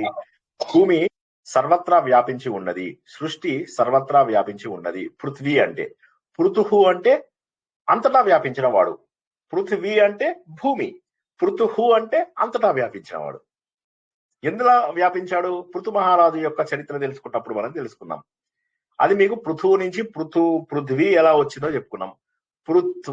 పృథు అంటే మొత్తం వ్యాపించినటువంటి వాడు. ఈ సృష్టి రూపం లోపల ప్రపంచమంతా వ్యాపించిన వాడు పృథు. అంటే మీకు కనిపించే ప్రతిదీ పృథువే. ఇప్పుడు ఇది కనిపిస్తుంది, ఇదంతా పృథువు. ఓకేనా? Okay sir, okay sir. Next question. గర్భుడు అంటే భగవంతుడి యొక్క శక్తి ద్వారా అవి గుణాలు గురుగారు. అవి గుణాలు. ఓకే, ఒకరిలోనే అవన్నీ కూడా గుణాలు ఉంటాయి. మన లోపల మన లక్ష్యం ఏంటంటే, మన జీవిత లక్ష్యం ఏంటంటే మనలో ఉన్నటువంటి దైవీ లక్షణాలను పెంచుకుంటూ ఆసురి లక్షణాలు. ఆసురి లక్షణాలు ఏంటంటే దంభం, దర్పం, ఇవన్నీ మనం చదువుకున్నాం కదా ఏది లోపల, ఈ 16వ అధ్యాయంలో అవన్నీ అన్నమాట. నాలాంటి వాడు, నా ఇది లేదు, నన్ను అందరూ గుర్తించాలి, అభిమానం, ఇవన్నీ ఏవైతే ఉంటాయో ఇవన్నీ కూడా తప్పే, ఆసురి లక్షణాలు అవి. మనం ఎప్పుడు తెలుసా ఆసురి లక్షణాలని? నన్ను అందరూ గుర్తించాలి, నేనేదో హంగు ఉండాలి, నాకు సెపరేట్ టీం ఉండాలి, నాకు సెపరేట్ జనాల గుర్తింపు ఉండాలి. ఇవన్నీ చాలా మంది చేస్తూ ఉంటారు కదా. దీన్ని అంతటిని కూడా ఏమంటారు అంటే ఆసురి లక్షణాలు అంటారు. అందులో గనక క్రూరత్వం ఉండి కొద్దిగా హింస కూడా కలిస్తే దాన్ని రాక్షస లక్షణం అంటారు. ఇవన్నీ కాకుండా వీటన్నిటికంటే కూడా చెడ్డదైనటువంటిది మోహిని లక్షణం. మోహిని అంటే ఏంటంటే ఇది మనం 9వ అధ్యాయం తెలుసుకున్నప్పుడు చాలా డీటెయిల్ గా తెలుసుకున్నాము. ఒకసారి నా 9వ అధ్యాయం వినండి. మోహిని అంటే ఏంటంటే కోరిక, మోహం, విపరీతమైన వల్ల మాలినటువంటి కోరిక. ఈ వల్ల మాలినటువంటి కోరిక ద్వారా మనము పతనం అయిపోయేటటువంటి అవకాశం ఉంది. అందువల్ల ఏంటంటే మోహం అనేటటువంటిది పోగొట్టుకోవాలి. ఈ 4 గుణాలు మన లోపల మనకు దైవీ లక్షణాలు గొప్పవి. శత్రుఘ్నుడు అంటే ఈ చెడు లక్షణాలను పోగొట్టేవాడు, మన శత్రువులను పోగొట్టేవాడు శత్రుఘ్నుడు. ఇంకొక అర్థం ఏంటంటే విష్ణుమూర్తి యొక్క ఒక అంశ అయినటువంటి భగవంతుడు. క్లియర్? Hello, next question. తర్వాతది వ్యాప్త. చెప్పండి. సారీ, ఏదో ప్రశ్న అడగబోతున్నాను నేను. అదేలేదు సార్, ఇది ఇప్పుడు హిరణ్య గర్భుడు అనేది బ్రహ్మ విష్ణుమూర్తి ఇద్దరు అవుతారు కదా. బ్రహ్మ విష్ణు అందరూ కూడాను పరబ్రహ్మ స్వరూపమే హిరణ్య గర్భము. అంటే కడుపులో బంగారు గుడిని ఉంచుకున్నందున హిరణ్య గర్భుడు విష్ణువు అయ్యాడని లక్ష్మీ గోవిందుడుగా లేదా 2 చేతులు పెడితే మీనింగ్ ఏంటండి? మాట్లాడకండి, నీ కాలు మొక్కుతా అని. ఓకే, సో వినండి. మనం పురుష సూక్తం లోపల హిరణ్య గర్భుడు 3వ రూపం అని చెప్పి తెలుసుకున్నాం. మొదటిది పూర్ణ పురుషుడు, 2వది విరాట పురుషుడు, 3వది హిరణ్య గర్భుడు అని చెప్పి తెలుసుకున్నాం. 4వది జీవుడు. జీవుడు ఎక్కడి నుంచి వచ్చాడు? హిరణ్య గర్భుడు నుంచి వచ్చాడు. అవునా కదా? పురుష సూక్తంలో నేర్చుకున్నది అదే కదా. సో కాబట్టి ఏంటంటే ఏ గర్భము నుంచి అయితే మనమంతా కూడా జన్మని ఎత్తామో, ఏ బంగారు చైతన్యము నుంచి, బంగారం అంటే ఏంటి? అక్కడ వెలుగుతున్నటువంటి చైతన్యవంతమైనటువంటి ప్రకాశవంతమైనటువంటి. అండము అంటే ఏంటి? మూలము అని మీనింగ్. అండం అంటే యాక్చువల్ గా దేవుడు అనేవాడు ఒక గుడ్డు రూపంలో ఉంటాడని కాదు. అండము అంటే ఒక మూలము. ఆ మూలంలో ఉన్నటువంటి చైతన్యం ఏదైతే ఉందో అది పరబ్రహ్మ చైతన్యం. ఆ పరబ్రహ్మ కడుపులోంచి వచ్చినటువంటి పరబ్రహ్మ రూపమే హిరణ్య గర్భుడు. ఆ హిరణ్య గర్భుడు యొక్క చిన్న రూపాలలో మనం ఒకళ్ళం. కాబట్టి మనం కూడా హిరణ్య గర్భులమే. హిరణ్య గర్భుడు అంటే ఎవరు? పరబ్రహ్మ స్వరూపము. మనమంతా పరబ్రహ్మ స్వరూపములమా? ఎస్. ఎప్పుడు తెలుస్తుంది? సాధన చేస్తే తెలుస్తుంది. సాధన చేయనప్పుడు నేనెవరిని? సాధన చేయనప్పుడు జీవుణ్ణి. సాధన చేస్తే నేనెవరిని? దేవుడని. ఇప్పుడు మీ ప్రశ్న అడగండి లక్ష్మీ గోవింద్ గారు. సార్ అది అయింది, అదే అడిగాను. అది రాసుకుంటే సరిగ్గా క్లారిటీ లేదని అడిగాను. ఇప్పుడు సరి చేస్తున్నాను. No problem. ఇంకెవరైనా? సో మనం చెప్పినవి ఒక ప్రవచనంలో ఇంకొక ప్రవచనంలో గుర్తుపెట్టుకోవడానికి ప్రయత్నం చేయండి అందరూ. అప్పుడు ఏమవుతుందంటే సులభం అయిపోతుంది. నెక్స్ట్ వచ్చేటటువంటిది వ్యాప్త.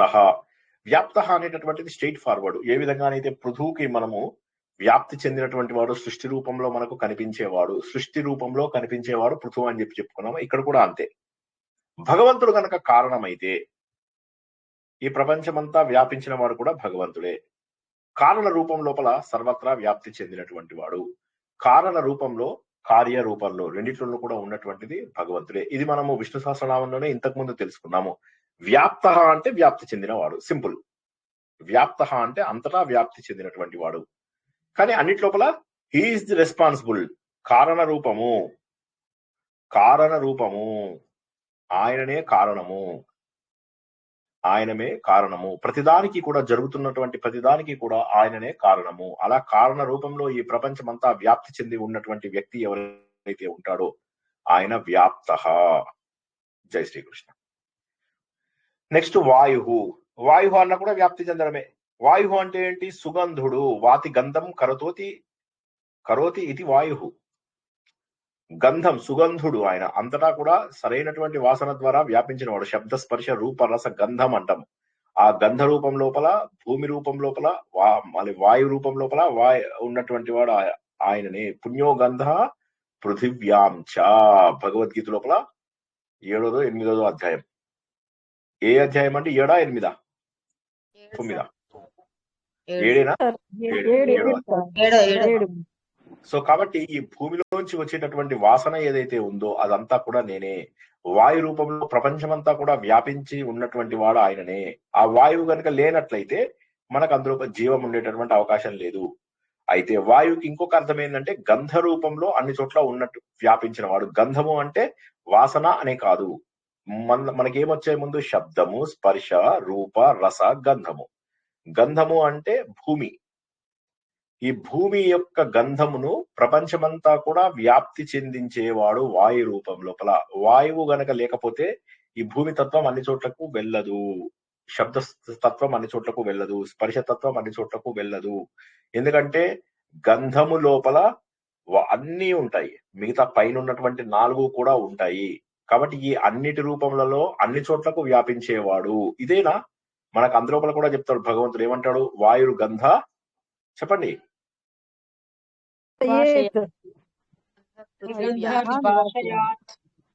తేజశ్చాస్తి విభావసౌ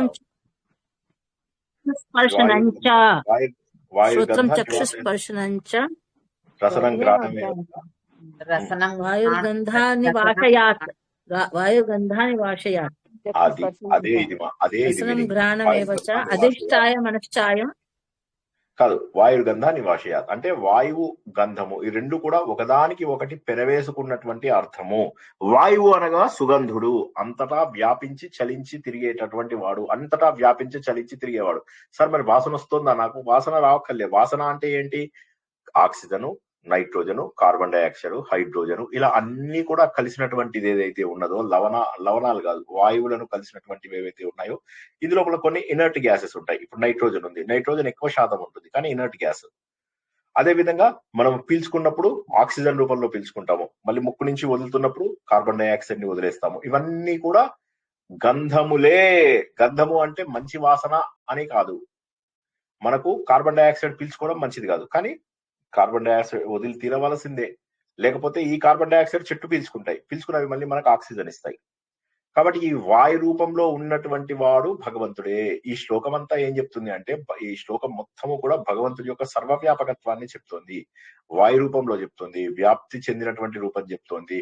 శత్రుఘ్నుడు అని చెప్పేసి ఆ శత్రువులను, మనలో ఉన్నటువంటి శత్రువులను ఇదని హిరణ్య గర్భుడు రూపంలో ప్రపంచమంతా వ్యాపించి ఉన్నాడని, పృథువు రూపంలో ప్రపంచమంతా వ్యాపించి ఉన్నాడని, ప్రణవ రూపంలో వేద స్వరూపంలో వ్యాపించి ఉన్నాడని, ప్రాణ రూపం లోపల మన శరీరము ప్రపంచమంతా వ్యాపించి ఉన్నాడని, ప్రాణదహ లోపల ప్రాణాన్ని ఇస్తూ ఈ ప్రాణాన్ని తీసుకుంటూ ఈ ప్రపంచమంతా వ్యాపించి ఉన్నాడని. ఇలా చూసుకున్నట్లయితే అలాగే పురుష, ఈ ప్రపంచమంతా కూడా వ్యాపించి ఉన్నది ఆయననే. ఈ శ్లోకం మొత్తము కూడా ఒక్క మీనింగ్ లో ఒక్క వాక్యంలో చెప్పండి అయ్యా అంటే, సర్వత్రా వ్యాప్తి చెందినటువంటి వాడు ఆయన అని చెప్పేసి మీనింగ్. లాస్ట్ది అథోక్షజ, అథోక్షజుడు. అథ అక్ష ఇక్కడ 2. అథ అంటేనేమో కింది భాగం భూమి, అక్ష అంటే అంతరిక్షం అంటాం కదా, పై భాగం. ఈ రెండిటి మధ్యలో వ్యాప్తి చెందినటువంటి వాడు విరాట పురుషుడు ఒక మీనింగ్. ఇంకో మీనింగ్ ఏంటంటే పైనుంచి కిందికి దిగజారని వాడు అధోక్షజుడు. అంటే ఎప్పుడైతే వాడు ఆఫీసర్ ఉంటాడు, ఆఫీసర్ నుంచి నెక్స్ట్ టైం అవుతాడంటే ప్యూన్ అవుతాడా? హలో హలో ఆఫీసర్ నుంచి చీఫ్ ఎగ్జిక్యూటివ్ అవుతారు. సో ఇంకా పెద్దగా అయ్యే ఛాన్స్ ఉంది. సో అధోక్షజుడు. ఇప్పుడు ఎవరైనా ఆఫీస్ లోపల బాగా పైకి వెళ్తున్నాడు అనుకోండి, అప్పుడు మీరు ఏమనాలి? నీకేంటయ్యా అధోక్షజుడివి అనాలి. అథ అక్ష, జ అంటే జన్మించినటువంటి వాడు. ఈ భూమికి అంతరిక్షానికి మధ్య జన్మించినటువంటి వాడు ఎవడు? విరాట పురుషుడు. డైరెక్ట్ మీనింగ్ తెలుసుకోవాలంటే అథ అంటే ఏంటండి? భూమి భాగం, అక్ష అంటే అంతరిక్ష భాగం, జ అంటే జన్మించిన వాడు. ఈ రెండిటికి మధ్య జన్మించిన వాడు ఎవరు? విరాట పురుషుడు. విరాట పురుషుడు, హిరణ్య గర్భుడు వీళ్ళందరూ కూడా ఆయననే అని ఒక మీనింగ్. రెండవది ఏంది? ఎవరైతే దిగజారకుండా ఉంటారో, తన పూర్వస్థితి నుంచి దిగజారని వాడు. అంటే ఇవాళ ఆఫీసర్ అయ్యా రేపు ప్యూన్ అయ్యాను అన్నాడు అనుకో, అది అప్పుడు దిగజారిపోవడము. ఇప్పుడు సూర్యుడు ఉన్నాడు, సూర్యుడు దిగజారిపోతున్నాడా లేకపోతే అక్కడే ఉంటున్నాడా? హలో అక్కడే ఉంటుంది. కానీ ఆయన కిరణాలు మన పైన ప్రసరిస్తున్నాయి, అక్కడి నుంచి ఇక్కడి వరకు ప్రసరిస్తున్నాయి. ఇప్పుడు సూర్యుడిని అధోక్షజుడు అనొచ్చా లేదా? అక్కడి నుంచి ఇక్కడి వరకు వస్తున్నా అంటే ఆయన కిరణాలు ప్రసారం అవుతున్నాయి, శక్తి ఉండాలి కదా. అతోక్షజ అంటే విరాట స్వరూపుడు, అతోక్షజ అంటే విరాట స్వరూపుడు, ఈ మొత్తం వ్యాపించి ఉన్నటువంటి వాడు అతోక్షజుడు. నేనేమన్నాను, ఈ శ్లోకం మొత్తము వ్యాపించి ఉండడమే అని చెప్పే కదా. అతోక్షజ అంటే దిగజారని వాడు ఒకటి. రెండో దిగజారడం అంటే ఆ స్థితి నుంచి దిగజారడు, ఆ స్థితి నుంచి దిగజారడు. జారుతూ ఉంటాయి, తన ప్రకాశం మాత్రం దిగజారుతాడు. ప్రకాశం దిగజారడం అని ఎలా అంటాం దాన్ని? దిగజారడం అంటే వాల్యూ పడిపోవడాన్ని దిగజారడం అంటాడు. దిగజారడం అంటే విలువ పడిపోతుంది, ప్రకాశిస్తుంది. దిగజారడము అంటే మన దగ్గరికి రావడము, దిగజారడం కాదు. అది మన దగ్గరికి ఉండడం అనేటటువంటిది ఏదైతే ఉందో మనకు ఆ శక్తిని ఇస్తున్నాడు ఆయన. కానీ దిగజారడము అంటే ఏంటంటే వాడు పడిపోయాడు, బాగా దిగజారిపోయాడు. ఇంతకు ముందు రూపాయి తీసుకునేవాడు కాదు, ఈ మధ్య బాగా అది దిగజారడం అంటే వాడు జారుకుంటూ వచ్చాడని అక్కడ అర్థం కాదు. సో భగవంతుడు ఉన్నత స్థితి నుంచి ఎప్పుడు దిగజారడు. ఇవాళ దేవుణ్ణి మనం తగ్గించేసి మా సాయిబాబానే గొప్ప, మా ఇంకో దేవుడు గొప్ప, ఆయన శివుడు కంటే గొప్ప, ఆయన అమ్మవారి కంటే గొప్ప, మిగతా దేవుళ్ళ దగ్గరికి వెళ్ళకూడదు, మీరు కేవలము ఒక ప్లేస్కి వస్తేనే చాలు, మధుర వెళ్ళక్కర్లేదు, బృందావనం వెళ్ళక్కర్లేదు, హిమాలయాలు వెళ్ళక్కర్లేదు, ఎక్కడికి వెళ్ళక్కర్లేదు, మా దగ్గరికి రావాలి. కాబట్టి దేవుళ్ళని దిగజారు చేసే వ్యక్తులు ఉన్నారు అనుకోండి, అప్పుడు అక్కడ మనం ఇది చూపించాలి, అథోక్షజ. మనకి గ్రంథాలన్నీ ఎందుకు పనికొస్తాయి అంటే ఈ నిత్య జీవితంలో మనం చేస్తున్నటువంటి తప్పులకు సమాధానాలు చెప్పాలా వద్దా? ఇప్పుడు ఎవరైనా వచ్చి శ్రీనివాస్ దేవుడు అన్నారండి, ఇప్పుడు మీరందరికీ బాగా నమ్మకం నేనంటే, మీరేమన్నారు శ్రీనివాస్ దేవుడు, ఆయన దేవుడు అంటే మీరు అన్నారు, సరిపోని దేవుడు. అది ఎట్లా తెలుసుకోవాలండి దేవుడు అనే విషయాన్ని? ఎలా తెలుసుకోవాలి? మీరు ఖలేజా సినిమా చూసారా? ఎవరికి వాడే తెలుసుకోవాలి, ఎవరికి వాడే తెలుసుకోవాలి. బ్రహ్మానందం ముందు వినడు, వినకపోయేసరికి ఏం చేస్తాడండి అతను? మహేష్ బాబు ఏం చేస్తాడు? ఖలేజా సినిమా చూసారా? సినిమాలు కూడా చూడడం మానేసారా పూర్తిగా? ఏం చేస్తాడు అక్కడ బ్రహ్మానందం? వాడప్పుడు బ్రహ్మానందం నీకంటే తెలుసు అనుభవంతో, గాని ఆయనకి ఏం తెలుసు చెప్పు అని చెప్పేసి ఒక్కటేస్తాడు. తర్వాత నేనేమని అంటే దేవుణ్ణి అని. చూసావా, ఎవరికి వారే తెలుసుకోవాలి. అట్లాగా మీ అదృష్టం బాగుంది తెలుసా, ఎదురుగా కూర్చొని వినట్లేదు, లేకపోతే చేతిలో ఒకటి ఏది ఉంటుంది విశ్లేసేవాన్నేమో. మీ అదృష్టం బాగుంది కదా.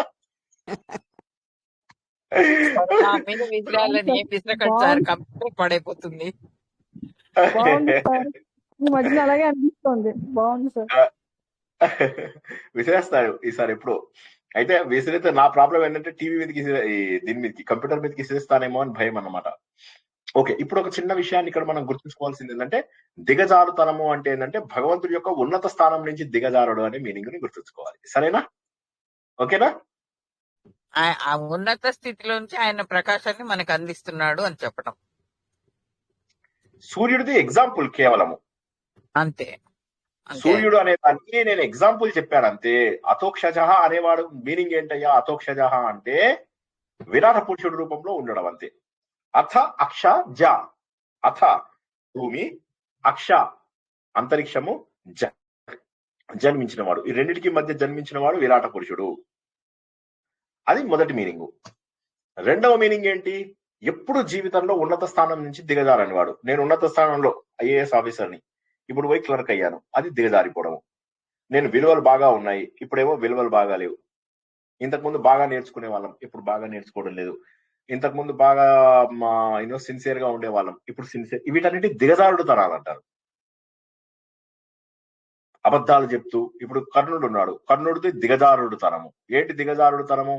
అబద్ధం చెప్పాడు. ముందు గురువు గారి దగ్గర నేర్చుకోవడానికి చాలా మంది వస్తుంటారు, అబద్ధాలు చెప్తూ చాలా మంది వస్తారు. మీరు ఎట్లా చెప్తే అట్లా సార్, మాకు ఆత్మతత్వమే ఇష్టం సార్, మాకు పారాయణాలు ఇష్టం లేదు సార్ అనుకుంటూ వస్తారు. తర్వాత ఏం చేస్తారు? వాళ్ళు పారాయణాల మీదనే ఫోకస్ చేస్తారు.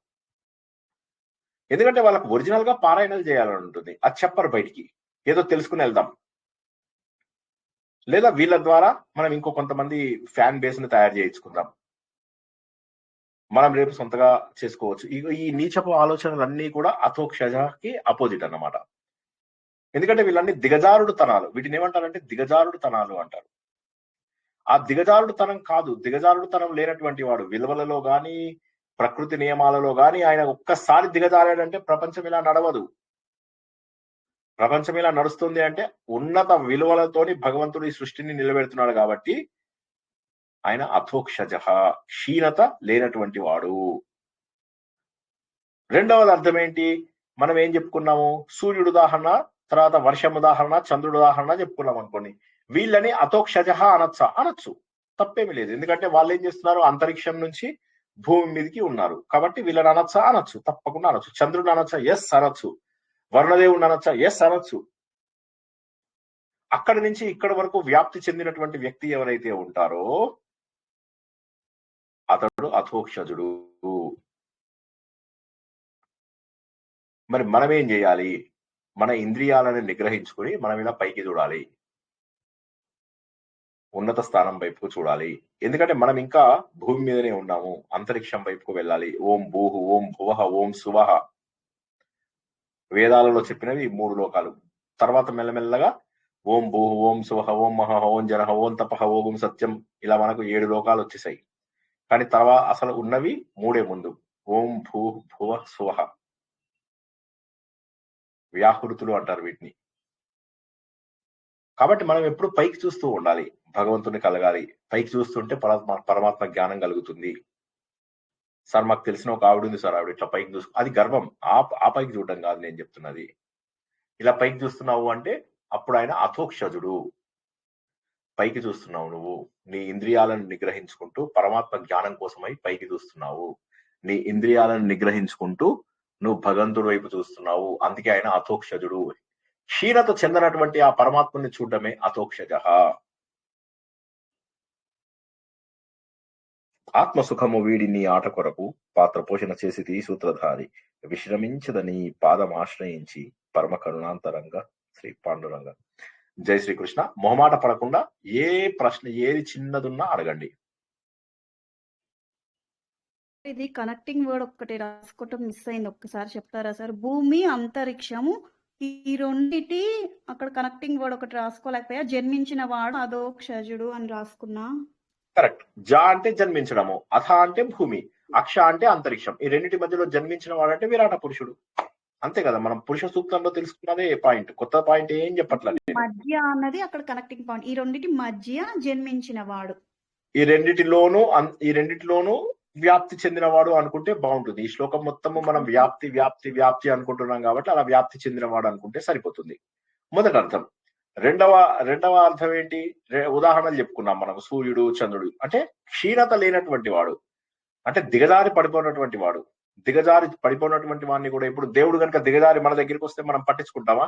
సినిమా లోపల యముడు వచ్చాడు, ఎంతమంది పట్టించుకున్నారండి? యమలీల సినిమా లోపల ఎంతమంది పట్టించుకున్నారు యమధర్మరాజుని? హలో, నిద్రపోయారు, చాలా డీప్ వెళ్ళిపోయారు, డీప్ స్లీప్ లోకి వెళ్ళిపోయారు. ఎందుకు పట్టించుకోలేదు? దేవుడే కనుక నీ దగ్గరికి వస్తే నువ్వు ఎప్పుడు పట్టించుకోవు. అదే విధంగా నీకు సులువుగా దొరికేటటువంటి ఏ విషయాన్ని నువ్వు పట్టించుకోవు. అందుకే చాలా మంది అంటారు, నువ్వు ఎందుకయ్యా పైసలు తీసుకుంటావు అంటే, పైసలు తీసుకోకపోతే ఎవడు నేర్చుకోడండి అని. కానీ అలా కాదు. తత్వం కావాల్సిన వాడు ఎవరికి అవసరమో భగవంతుడు వాడికే అందిస్తాడు. భగవంతుడు ఎవరికి అవసరమో వారికి తప్పక అందించి తీరుతాడు. మా పిల్లాడు అడుగుతాడు, ఎందుకు డాడీ 1300 వీడియోలు నువ్వు ప్రచారం చేసుకోవు, ఏం చేసుకోవు, ఎందుకు 50 వ్యూస్ 60 వ్యూస్ కంటే రావు నీకు అంటే, నేను ఒకటే మాట అంటాను, అవి నేను ఎవరి కోసం ఇచ్చాను? నా స్టూడెంట్స్ వింటారు అని చెప్పి ఇచ్చాను. మిగతా వాళ్ళ ఇష్టం, చూస్తే చూస్తారు లేకపోతే లేదు. నేను ఎవరన్నా షేర్ చేయమన్నానా, సబ్స్క్రైబ్ చేయమన్నానా, లైక్ చేయమన్నానా? ఎవరికి అవసరమో దేవుడికి తెలుసు. వాడిని మార్చి వాడికి అవసరం అనుకుంటే అది కూడా బహుశా దేవుడి ఉద్దేశంలో నేను ఇచ్చే జ్ఞానం అవసరం లేదేమో కలియుగం కాబట్టి, అందుకని ఎక్కువ మంది ఇక్కడికి రావడం లేదు. నేనేమి చిన్న కనీసం హ్యాష్లు అవి కూడా పెట్టాను. నేను ఎవడు సెర్చ్ కొట్టినా కూడా నేను దొరకను. నా లింక్ ఉండి వచ్చిన వాడికి మాత్రమే దొరుకుతాను. కాబట్టి ఈ చిన్న విషయం ఇది, కానీ స్లోగా ఖచ్చితంగా స్ప్రెడ్ అవుతుంది సార్. ఈ వీడియోస్ స్ప్రెడ్ అవ్వచ్చు కానీ నేను స్ప్రెడ్ అయ్యే సమయానికి నేనుంటానా? 6 నెలల తర్వాత నేనుంటానా? ఇంకెవరు ఉంటారు? సో కాబట్టి ఏంటంటే, ఏ స్థాయిలో ఉంటామో తెలియదు కదా. ఎప్పుడు కూడా మనం ఏంటంటే వ్యక్తిగత లాభాల కోసం చూసుకోకూడదు. చాలా మంది ఆధ్యాత్మిక మార్గంలోకి వచ్చేవారు వ్యక్తిగత లాభాలు చూసుకొని అథోక్షజ అనేటటువంటి నామమునకు వ్యతిరేకముగా దిగజారిపోతారు. పేరు గొప్ప ఎంతసేపు స్టేజీల మీద నిలబడము, ఇటు తిరగడము, అటు తిరగడము, పారాయణాలు చేయించడము, కుంకుమ పూజలు చేయించడము, ఇవన్నీ చేయించడం. అందులోపల ఎటువంటి తిరిగితేటలు ఉండవు. కుంకుమ చల్లమ్మా దేవుడి మీద చల్లుతారు, ఆయన ఏదో చదువుతాడు, తట్ట ఆయన మొహం బుట్ట ఆయన ఇంకోటి ఏదో చేస్తారు. ఎంతవరకు వచ్చింది నువ్వు చేసి? ఎవ్వడు పట్టించుకోండి నువ్వు చేసేది. ఆఖరికి ఇంత కుంకుమ మాత్రం మిగులుతుంది. ఎన్ని కుంకుమ పూజలు చేసావు, నీకేం లాభం అయింది? మా నాన్నగారు ఎర్లీ ఏజ్ లో పోకుండా ఎవరన్నా ఆపగలిగారా? మా నాన్నగారు 70 ఏళ్ళకే వెళ్ళిపోయారు. సంపూర్ణ ఆరోగ్య స్థితిలో ఉన్నటువంటి మా నాన్నగారు 70 ఏళ్ళకే వెళ్ళిపోయారు. ఎవరు ఆపగలిగారు? ఎవరు ఆపరు. రాజు కన్నడ యాక్టరు అతను 40 ఏళ్ళకి చనిపోయాడు. ఎంతమంది చిన్న చిన్న వయసులో చనిపోతున్నారు. ఆరోగ్యంగా ఉన్న వాళ్ళు కూడా వెళ్ళిపోతున్నారు. ఎవరు ప్రారంధాన్ని ఆపుతున్నారు? నువ్వు ఎన్ని పూజలు చేస్తే వీళ్ళందరూ పూజలు చేయడం లేదా? ఎందుకు చేయడం లేదు? రామోజీరావు గారు పూజలు చేయలేదా? అలా ఆలోచించినప్పుడు మాత్రమే మనం భగవంతుడిని గుర్తిస్తాం, లేకపోతే గుర్తించే అవకాశమే లేదు. అది ఇంపాసిబుల్. మరణము ఏ దశ నుంచి ఏ దిశ నుంచి వస్తుంది అనేది తెలియదు. అందుకే భగవంతుడి గురించి మరింత శ్రద్ధ అవసరము. శ్రద్ధ ఉన్నప్పుడు ఏం చేయాలి? రోజుకో గంట వినేసి వదిలేసినట్లయితే ఎవరికి లాసు? సూర్యశ్రీ గారు అన్నారు, సార్ ఈ మధ్య మీ ప్రవచనాలు వింటే అట్లాగే ఉంచారని కోపం వస్తుంది. కోపం రావట్లేదు సూర్యశ్రీ గారు, మీకు చాలా తప్పర్థం చేసుకుంటున్నారేమో అనిపిస్తుంది. మీరు సరదాకి మీరు అన్నారు కదా ఏదైనా విసిరేస్తానని ఊరికే సరదాకి మీకు చాలా తప్పుగా అర్థమైంది. ఇక్కడ గుర్తించుకోవాలి ఏంటంటే ఇక్కడ తపన ఎంత తపన పడుతున్నాను అనే విషయం అర్థం చేసుకుంటే ఇటువంటి మాటలు మాట్లాడరు. సో ఇక్కడ ఇదైపోతుంది. అయ్యో ఎన్నాళ్ళు ఉంటామో తెలియదు, ఇక్కడి నుంచి ఒక యూఎస్బి పెట్టి అక్కడ పెట్టాలి అనే ప్రయత్నం నాది. ఆ ప్రయత్నం లోపల చేస్తున్న తపన మీకు అర్థమైతే ఓకే, అర్థం కాకపోతే భగవంతుడు ఇచ్చ. నేనెవరిని మధ్యలో? భగవంతుడు ఎవరినైతే ఇష్టపడతాడో వారికే వెళ్ళాలనేటటువంటి ప్రయత్నం ఇది. ఈ ప్రయత్నం లోపల మధ్యలో చిల్లరగాళ్ళు వస్తారు, చిల్లరగాళ్ళు పోతారు. వాళ్ళని నేను పట్టించుకోను. ఎందుకోసము అంటే వారు వచ్చేది ఇక్కడికి స్వార్థం కోసం వస్తారు, వాళ్ళ స్వార్థ ప్రయోజనాల కోసం వస్తారు. మంచిగా ఉన్నట్టుగా సినిమాలో చూడమా మనం, ఓ పెద్ద డాన్ ఉంటాడు, ఆ డాన్ దగ్గర 2-3 చేరుతారు. సరే మెల్లగా వాడు ఏం చేస్తాడు, టైం వచ్చినప్పుడు డాన్ దెబ్బ కొట్టి వాడు తన సామ్రాజ్యాన్ని పెట్టుకుంటాడు. అలా ఎంతమందిని చూడలేదు మీరు?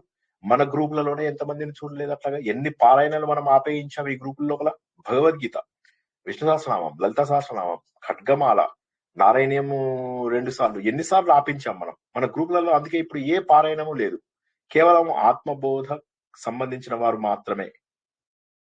ఎందుకంటే ఒకసారి ఆ ఫీల్డ్ లోకి వెళ్ళి అక్కడ ఏదో మేము మనుషులను చేసుకుంటాము, కూర్చొని పాటలు, ఏమిటమ్మా పాటలు, ఈ శ్లోకంలో అర్థం ఏంటో తెలుసా, శ్రీకృష్ణుడు తెలుసా, ఇలా తల వాళ్ళ వక్షభాగం మీద పెడితే వారందరూ కూడా కరుణించి దేవుడి యొక్క కరుణ, ఇలాంటి మాటలు మాట్లాడుకునేటటువంటి ప్రవచనాలు కావాలా?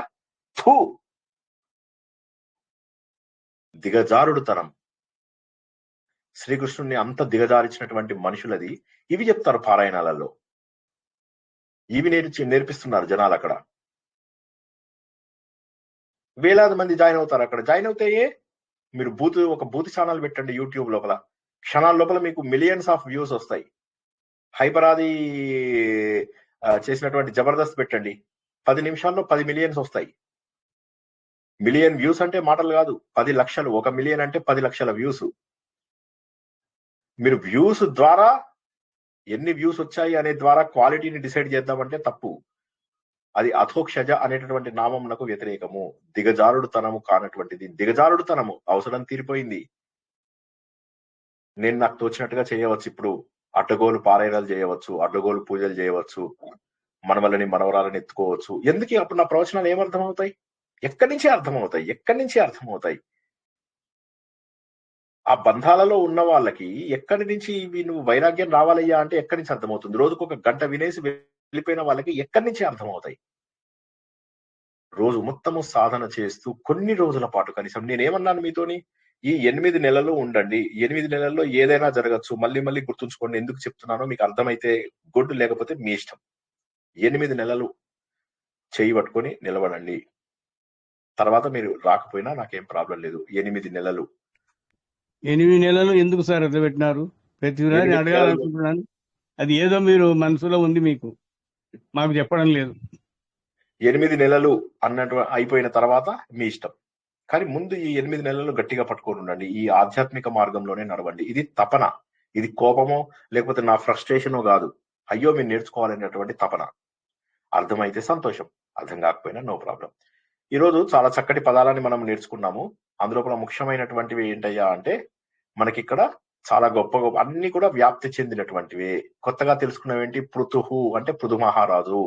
పృథు మహారాజు అంటే వ్యాపించినటువంటి వాడు. పృథువు అంటే వ్యాప్తి చెందే తత్వం అని పృథుహు అంటారు. సో విశ్వమంతా వ్యాపించినటువంటి ప్రపంచ రూపుడైనటువంటి వాడిని పృథుహు అంటారు. మనకు కనిపించే భూమిని ఏమంటారు? పృథివీ అంటారు.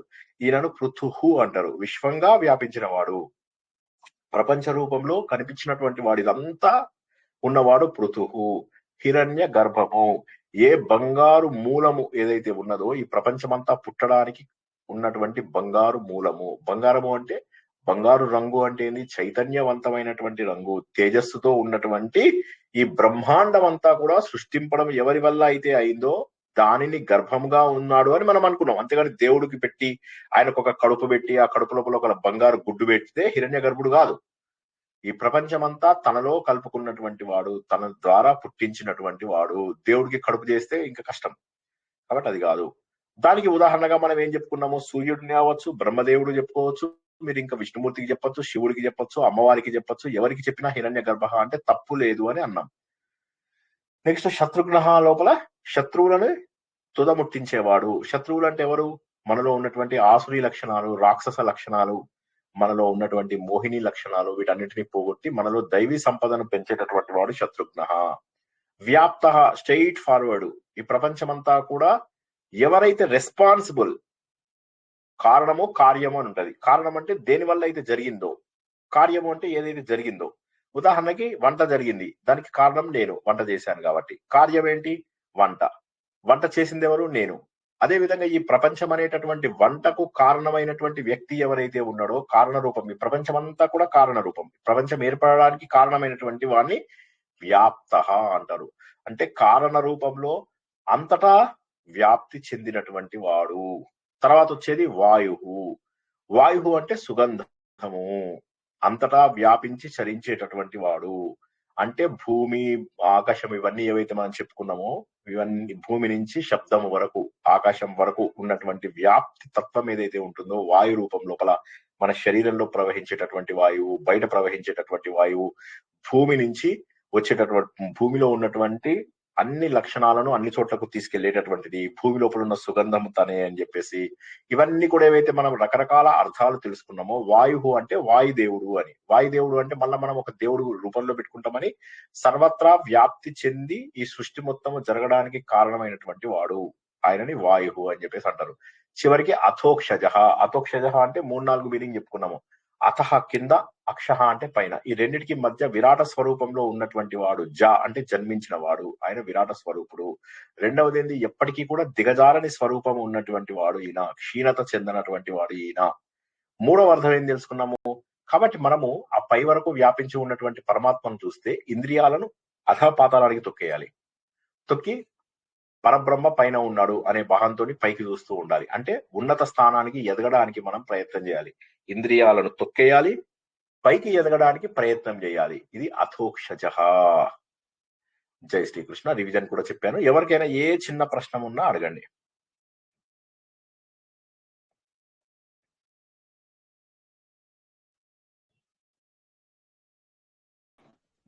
అందరూ కూడా ఆలోచన ద్వారా ఆ భగవంతుని చేరుకుంటానని ఆశిస్తూ ఈ రోజు ప్రవచనాన్ని ఇక్కడికి ముగించుకుందాం. పునర్దర్శనం రేపు రాత్రి 9 గంటలకు యక్ష ప్రశ్నలు ప్రవచనం ద్వారా. అంతవరకు కూడా అందరికీ శుభం భూయాత్. శుభరాత్రి. జై శ్రీకృష్ణ. జై శ్రీకృష్ణ సార్. జై శ్రీకృష్ణ.